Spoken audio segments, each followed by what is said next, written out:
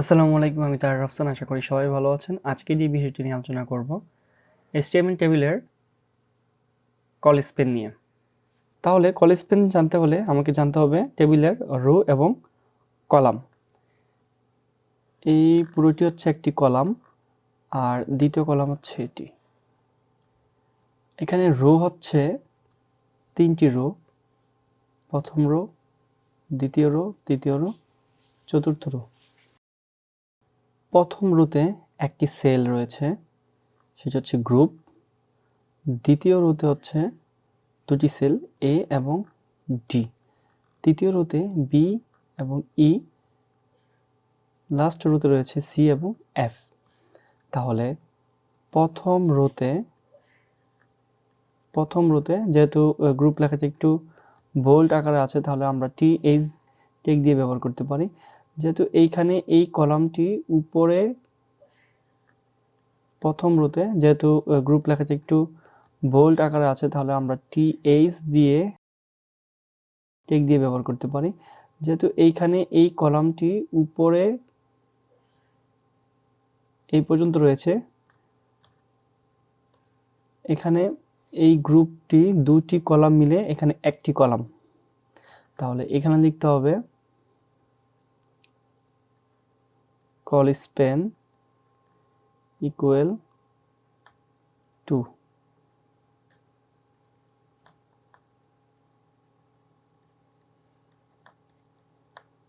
তাহলে এখানে table hatch close করতে হবে, TR ক্লোজ করতে হবে।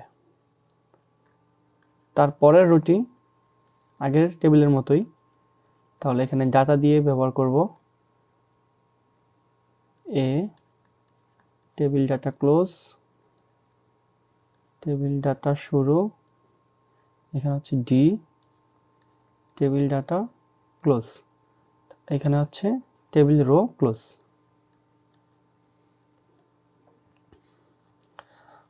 পরবর্তীতে পরের টেবিল রো হচ্ছে ডাটা হচ্ছে বি এবং ডাটা হচ্ছে E. Table row close,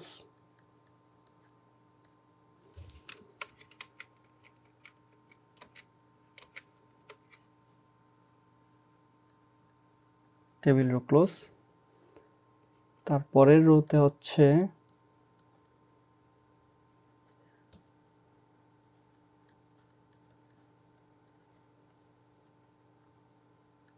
C table data close, F table data close. Table row close করব। তারপর হচ্ছে টেবিল ক্লোজ করে দেব। এখানে টেবিল টেগ দিয়ে নিব, বর্ডার ইকুয়াল 1। এই কোডটি হচ্ছে বডির ভিতরে আমরা লিখব আগের টেবিলের মতো। জাস্ট এখানে কল স্পেন 2 দিতে হবে। যদি টেবিলটা এমন হতো,